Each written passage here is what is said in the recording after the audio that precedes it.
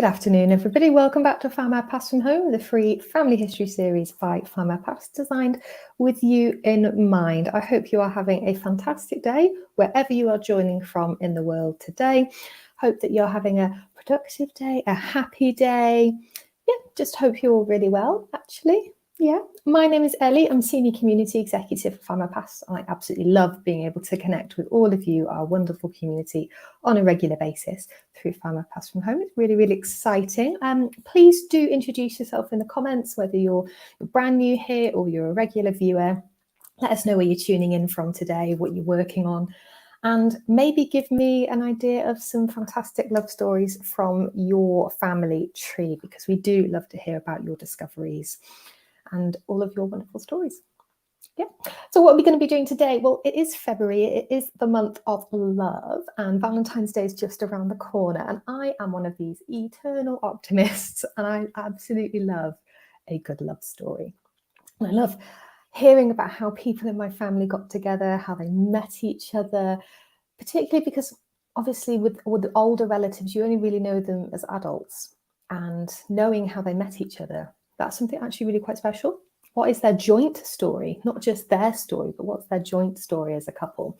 And how can I find out more about it? Well, I am here to tell you today. Now, I do know that my parents, for example, I know that they met at a local squash club. Yes. And from the 1921 census as well, I learned that my great-grandparents met through Cadbury, the chocolate people. Yes, the chocolate people. That's the technical term.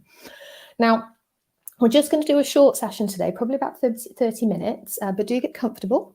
Let me just welcome a few of you in the comments before we get started. I'm going to scroll right back up to the top. Roxanne saying it feels like spring in Utah this morning. That's really, really good to hear. I do love spring. Ellen is on her last cup of coffee, I think. I've got a little coffee to keep me going as well, because it's 4 o'clock in the afternoon here in the UK, and it's about this sort of time where I start flagging a little bit. It's chilly in Stoke-on-Trent. Hello, Andrea. Lovely to see you. Lots of you here, which is fantastic. Kim says my eldest daughter's birthday is on Valentine's Day. That's really, really lovely. Okay, right, let's get started. I'm just going to add my slides. Let's hope that works. There we go. And yeah, so what we're going to do is we are going to look at how to find evidence of love stories in family history records, because finding evidence of courtship and romance in traditional family history records is actually quite difficult, because by nature, family history records are quite dry and emotionless. They weren't made or recorded with the intention of allowing us to learn more about how our ancestors met, fell in love, got married, maybe had children, maybe divorced, parted ways. We don't really know. All we really get is the facts. We don't get the how. We don't really get the why either. So this is what I'm hoping to address a little bit today. And it's by no means a method that is going to work for everybody. And don't forget as well, learning about these stories if your ancestors were not heterosexual is even harder because of the laws that were in place for gay and lesbian couples, for example. But here are some clues. Now, my favourite place to start is actually at home. And I don't know if any of you have seen this, but there is a blog on Findmypast about my grandfather who served in the Second World War. But on that blog, there are a couple of photographs, and there's some diaries and some letters. And we get little snippets of him writing home to my nana. And they'd not long married by the time of the Second World War. And they were apart for long, long periods of time. I think he was away for actually about 3 years. He didn't actually meet his daughter, my aunt, until she was about 2 years old. But just starting with things like that, having a rummage around in the attic. Yeah, I've actually got a little example for you to show you. Let's move on to here. Oh, these are my great grandparents, by the way. So recently, my mum was cleaning out my grandma's house that she used to live in, because she's since moved, and she popped into the separate flat next door, because there's two homes in one building basically. And she popped into the flat next door, which was where my great-grandmother used to live when she was alive. And she spotted this, which is, let me move slides, there we go. So these are my 2 times great-grandparents, William Edward Smith and Kate Holmes. Now, my mum sent me a picture of this, and I had never seen this picture before that I could remember, even though I remember going round to my great-grandma's a lot when I was a little girl. And immediately I looked at the woman and I thought, that looks like my great-grandmother. So I immediately thought, this must be her parents. And the first thing I asked my mum is there anything on the back? And then, of course, my mum, being my mum, doesn't message me back for hours and hours and hours. And here's me going, I need to know what's on the back, mum. Eventually, she does send me what's on the back, which was this. And I've just done a quick transcription for you because this is exactly my great-grandmother's handwriting. Very spindly. I used to love it. I used to love getting birthday cards from her in this handwriting. And it just reads, Mum and Dad taken on their golden wedding day, July 7th, 1953. So yeah, that immediately tells me things. Just this little inscription on the back of a photograph. It tells me that they were married on July 7th, 1903. They celebrated their golden wedding day. They're dressed up. They've even got flowers on their clothes as well. They're smiling slightly. It is a really, really lovely photo. And actually, I showed this to my other half, and he immediately says, he looks like your grandma. But of course, he never knew my great-grandmother. But yeah, I thought it was really, really lovely. And indeed, then I went and checked their marriage record. I double checked that, and it does indeed say 1903 in Kings Norton in Worcestershire. So that is the best place to start. Have you got anything lying around the house or buried in a box in the attic that might offer some clues as to the relationship your ancestors had? Maybe a relative does. And honestly, the amount of times I've gone to my grandmother and I've asked for old family photos, and then suddenly out of the blue, this photograph of my 2 times great-grandparents shows up at my great-grandmother's house where nobody has lived for 15 years. It's just, you can't write this. So another really good place to look actually is the newspapers. If you can find an engagement or a marriage announcement, that is an absolute goldmine, because there's so much detail that you can glean from these. I mean, granted, the detail does vary from couple to couple, and they tend to be quite good in the 1920s and 30s, I find, actually, marriage and engagement announcements, especially if your family had a little bit of money. Mine didn't. Sometimes you can actually find photographs as well. I mean, look at these. These are just beautiful, beautiful photographs. We've got Ruby Young and Nicholas Osborne on the left-hand side, and their addresses and their parents. And then we've got Mabel J. Blair and Second Lieutenant R.A. Watson on the right. But what about if everything isn't quite as it seems? What if it wasn't some grand love story? What if there was a little bit of drama or a little bit of scandal involved, or something that our ancestors might not want everybody to know? They might have hidden it, for example. Well, you can find out things like that as well. And again, it will vary what you can actually find based on what survives, what was recorded. Because let's be honest, if you've got relatives who went through a rough patch in their marriage, for example, they might not want that found. There might not be any record of it, but I did find something quite cool. So have a look at this.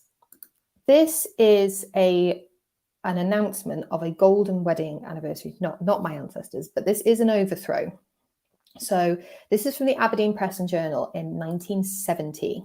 So in 1955, apparently, that's just the wedding announcement from Scotland's People, because they've got married in Aberdeen. This was Geoffrey Overthrow. His first name is actually Swinburne, which is a very unusual name. And I think Helen Adams, I can't read it. This is so small for me. But yeah, actually, in 1955, I also found this. So Swinburne Geoffrey Overthrow was actually imprisoned for 3 months for neglecting his wife and his children. He was from Gloucester. She was from Aberdeen. They married in Aberdeen. They didn't live together because he worked back in Gloucester and he wasn't supporting them. And apparently he offered for her and the children to come and live in Gloucester, and she didn't want to go because obviously her home was Aberdeen. So yeah, this wasn't very, very nice to find.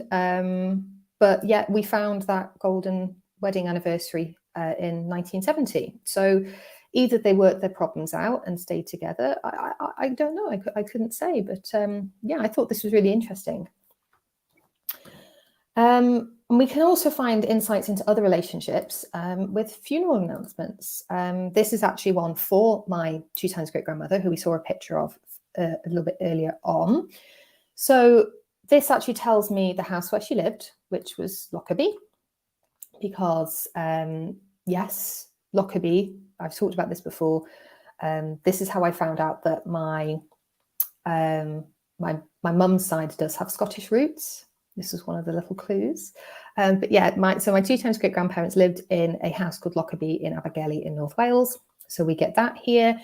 It also tells me about her children, and in particular who the daughters married, and also that she was born in Birmingham and probably moved to North Wales circa 1940.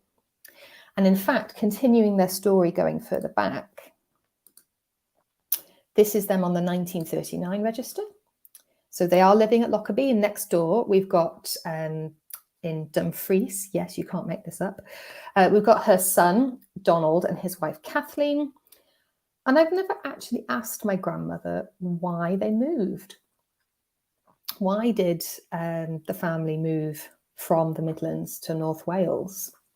Maybe it was for work. I actually don't know. But yeah, even this gives me little clues. The fact that William and Kate lived next door, or I think it might have been over the road actually, because I looked this up on Google Maps earlier, because to my shame, even though Abergele is very, very close to my hometown, I don't think I've actually ever seen these two properties in person. But just the fact that their son lived really close by, that indicates to me they have a really close relationship with at least one of their children. So even that's a clue, right? And then skipping back again to the 1921 census. Now, I'm going to be honest with you, the first time I looked at this, I didn't really read it properly. And when I came back to looking at this yesterday, I took in all the information that was on it, because let's be honest, I looked at it and I didn't really understand it for what it was. I didn't pull apart all the clues, and I actually did that yesterday. And this is why it was so emotional for me to go back and look at it.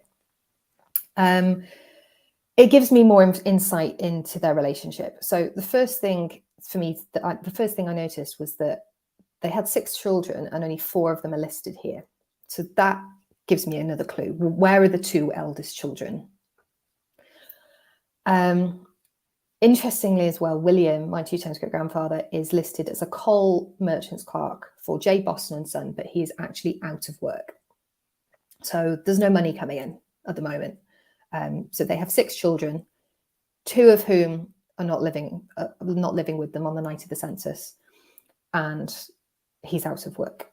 And that immediatly, yeah, it was quite emotional to see that. I mean, how are they supporting themselves is what I want to know. I mean, I did one at one point here that they came from a bit of money, but I've never found any evidence of that personally. So I wondered then if finding the other 2 children, the eldest 2 boys, if that could help me add some more clues to the puzzle. So skipping ahead slightly there. So we've then got the 2 eldest sons. We've got 17-year-old Jack and 14-year-old Kenneth. They were actually living with Louisa, who was William's unmarried sister over in Rydlan, which is not actually that far away. Jack is a cycle maker's assistant and Kenneth is an out-of-work apprentice to a gardener. So I infer from that then that with 6 children and having, at this point, I don't think they would have long moved from the Midlands, given what we found out in the newspaper article. I had put circa 19, no, I think I've confused myself. Anywho, yes, I don't think they've not long moved, and I can see from this that they must be struggling. And I get a picture of what life must have been like for them, and it helps me build up that bigger picture of their relationship as well. the fact that if we go back to the 1939 register, for example, William is working again, which is great. All of the children who've moved out and they've got families of their own, they've got married. Donald lives really close to them. So I think they came out of the other end reasonably well enough. And I haven't found any evidence to suggest otherwise. But I just think that for many people, including my 2 times great grandparents in 1921, I think times were a bit rough. And that's what I get from this. And this is why the new census is so good, because it tells you their occupation. You have to put down if you're out of work, and then it gives you the name of your employer as well. I think the next thing for me to do, actually, if I wanted to, would be to go and research who he was working for a little bit more. But there. So I've got one last clue that I found in census records about them, and this is going back again another 10 years to the 1911 census. And this is actually one of my favourite ever family history finds. And it tells me so much about them as a couple, which I just love. And again, I will be honest with you. Initially, I had misinterpreted this record. It's one of my favourite ever finds. So 1911, Kate, my 2 times great grandmother, is listed as the head of the household. And William is listed as a husband. So it's not the other way around. It's not head and wife, it's head and husband. And she's a sub-postmistress, and she's an employer in her own right. And I thought, when I first looked at this some months ago now, that I thought Kate filled it out herself because she was a really strong woman and she was an employer and she considered herself the head of the household. So she put herself as the head. No, that's actually not true, because then I looked back at the signature in the bottom right-hand corner. William has signed that, and it's the same handwriting as that's filled out the form. So he put Kate as the head, put himself as the husband. Now, I don't know if they had a conversation about this. I don't know if he just filled it out, didn't really think too much of it. Maybe he admired his wife so much that she should be the head of the household.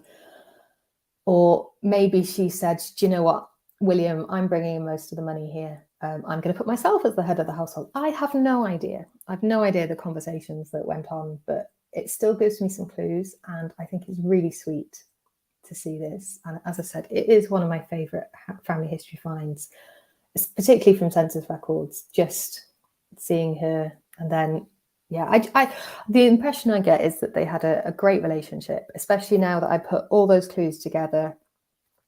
Married in 1903, they've then got children. She's still working when they've got a young family. He's out of work in 1921. She's not working in 1921. She's just has home duties. And then by 1939, he's a gardener. And then we've got that lovely, lovely photograph of them on their golden wedding anniversary, only 2 years before William dies. In 1955. Yeah, I just thought that was really lovely. Now, before I move on, because I do have some more examples to show you, I am just going to go back to the comments a little bit, because I can see some great stories coming in here. Okay, let's have a look. Oh dear. Georgia says, my husband has just opened our credit card statement. Rather a lot of Findmypast items. I told him it looks worse than it is. It looks worse than it is? Yes, that would make sense, actually. Oh dear, well, that's just, that's 100 years from now, your descendants and relatives are going to be looking at that, and that will be evidence of your lovely relationship with your husband, Georgia, I'm sure. My coffee's gone cold. That's a shame. Okay, I'm just going to read some of these out because these are lovely. So Sean says, my grandparents, Kieran and Mary, met in a small farming community centred around a tiny village. The village itself was centred on an old hotel called Stanley's, that once had an old couch on its porch where Kieran would court Mary. Oh, the poetically inclined cousin who lived there wrote a poem about their love for each other called The Courting Couch. The poem is one of our family treasures and has been passed down the generations to remind us. I think that says who came before us. That is just lovely. And if that poem is anywhere, Sean, I would really, really love to read it, actually. Yeah, that's so special. I mean, when do you hear that, when you've got a relative who's writing a poem about two other people who are courting each other? I just think that's adorable. Thank you so much for sharing that. Roxanne says, I'm lucky enough to have letters, so many letters between my great-grandparents from while he was in the military and traveling for work after he got out. I haven't read them all yet, but it looks like there are some from when they were dating. Oh, incredible. Okay, here's a good one from Ellen. My grandparents had both lost their spouses and met walking their daughters to school every day. Oh, I love all of these stories. These are just beautiful. I'm never going to be able to read all of these out. Roxanne, my grandpa proposed to my grandma on their first date after meeting her the day or two before. They are closing in on 60 years. Oh, I think when you know, right? I just think that's just beautiful. Oh, Sean's put the poem in. We're not going to be able to see all of it, but we might be able to see some of it. Let's have a look. Oh, I'm going to have to go back and read that later because I can't. I'm going to butcher it if I read it out now. But thank you so much for that.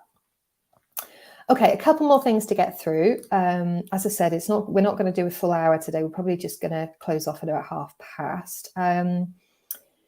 But I had a couple more examples to show you. So this is a really good one, actually. Going back to the 1921 census, if your relative or your ancestor was in something other than a heterosexual relationship, their stories, as I said earlier, can be even harder to spot. But this is really cool. So we've shared this on social media, I think, in the last couple of days. This is Louisa Martindale. She was a celebrated surgeon and physician. And I believe she actually developed, it was something to do with breast cancer, I think, breast cancer research. Really, really fascinating. But for many, many years, she lived with another single woman called Ismay Fitzgerald. And it's widely speculated, actually, that they were probably in a lesbian relationship. But we don't really get that from the records because they couldn't write that down, right? They weren't allowed to. But it's really telling, actually, that on the 1921 census, Louisa filled it out, and she noted Ismay's relationship to the head of the household as tenant of unfurnished room. And I'm just imagining the smile that Louisa had on her face, this little wry smile when she fills out her census return for her partner. Puts tenant of unfurnished room, because why would Ismay be living in an unfurnished room, sleeping on the floor? I don't think so. So she was definitely sleeping in another room, and I love little clues like this, and this is what I mean when I've been guilty of this recently, as I've already said, not properly analysing the entire document and what each little piece of it actually means, because I'd overlooked so many key pieces of information in some that I've shown you today.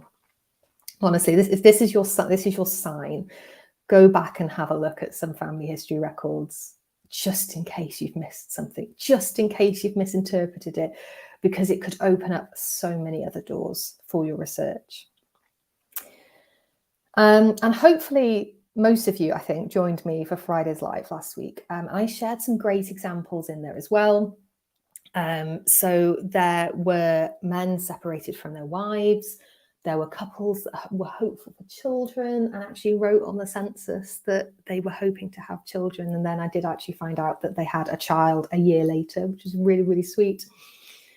It's amazing when you just take a step back and you just look at these records with from a slightly different perspective, with a slightly different lens, because we don't normally come to family history records looking for evidence of love. We come to find dates, names, stories, yes, to build up bigger pictures. But have you ever looked at a family history record and two of your ancestors are on it, and have you thought what their relationship was like? I encourage you to do it, because I as I said, I've done that very recently, and I've learned so much more. And I'm looking at these records differently now, and this is what I hope I will inspire you to do today. The other thing to say as well is be a bit more critical of the records. What don't they include? Why is something missing? There's a really good example on our updated How to Find LGBT Ancestors blog that Mary McKee has just updated for us. There's a really good example in there of people living together, and you've got the head of the household, and then the relationship to the head of the household underneath is not filled out. And Mary seems to think that that's them refusing to declare the relationship, which they may well have done, actually. They may well have done. But yeah, what isn't there that probably should be? Just put that critical head on a little bit more. And then the last thing I wanted to briefly touch upon, and this probably goes without saying, actually, marriage records. And there are so many different types of marriage records to explore as well. So you've got your civil records, you've got your parish records, you've got clandestine records, and then divorces as well, which go up to 1903 for England and Wales. Also, if a banns record exists, definitely go and check that out as well, because there could be some extra clues.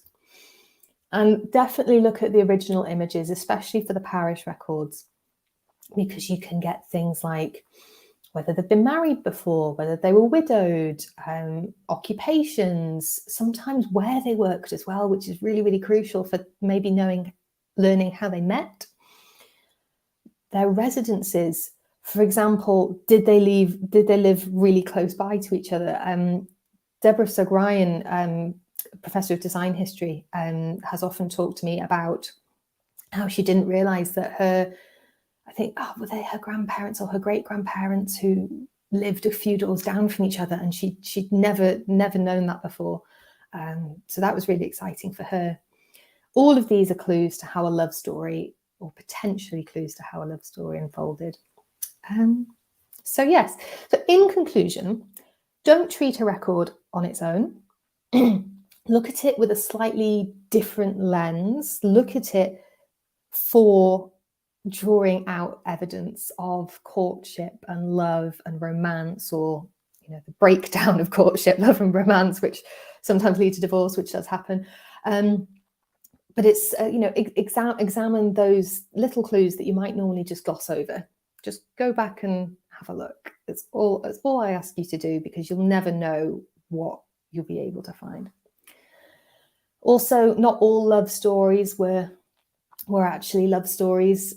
Sometimes in records, things might appear one way when the reality is often quite different. Definitely have a rummage around in your loft, your attic, your spare room, your garage. Or if you've not got any of that with you in your house, ask a relative. I think there's always something to be found. There's always something, and that all you need is that something to be the springboard into something really exciting. Good. Okay, that is all I actually had to touch upon today. As I said, it's just a very brief look at how to find potential love stories in records. Now, before I wrap up, I will just have a look at some of the other lovely comments that are coming in here. Really good points from Karen and William, actually, saying about neighbours. Absolutely. Neighbours are often witnesses at marriages, often missing clues. Yes, absolutely. This just goes back to how important fan research is. Jen goes on about it a lot. Friends, associates and neighbours. If you do hit a brick wall in your family history research, looking at your direct line, branch out a little bit. Look at who they were friends with, who they associated with, who they worked with, who they lived near. You never know what you could uncover there. So fantastic. I think we will leave it there for today. Thank you so much for joining today. As always, continue to share your incredible stories and tips.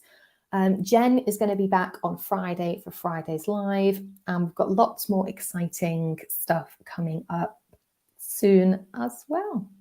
So enjoy the rest of your day, and I will catch you next time. Take care of yourselves. Bye-bye.